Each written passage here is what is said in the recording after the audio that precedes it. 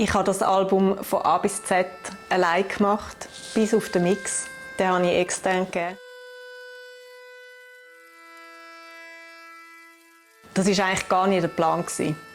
Ich habe gehofft, dass ich das Album mit Leuten machen kann, mit anderen Musikern, die es noch verschönern und noch besser machen, die es noch auf ein höheres Level heben, auf ein professionelles Level.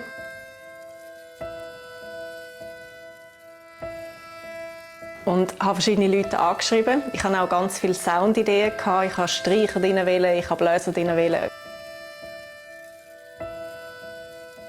Es sind einfach keine Reaktionen gekommen. Entweder haben die Leute nicht zurückgeschrieben oder sie waren nicht motiviert, sie hatten keine Zeit.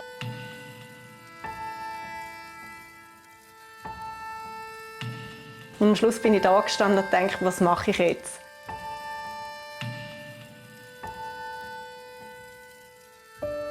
Und irgendwann habe ich gemerkt, genau um das geht es bei diesem Prozess, dass ich eben darauf vertraue, das, was ich kann, das langt.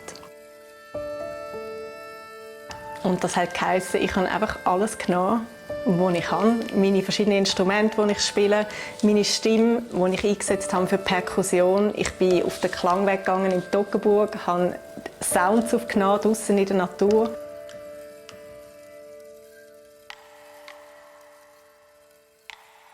Und habe das alles in das Album hineingebracht und verarbeitet. Und in diesem Prozess habe ich gemerkt, jetzt finde ich meine eigene Stimme. Jetzt wird es mein Album, einfach mit dem, was ich kann.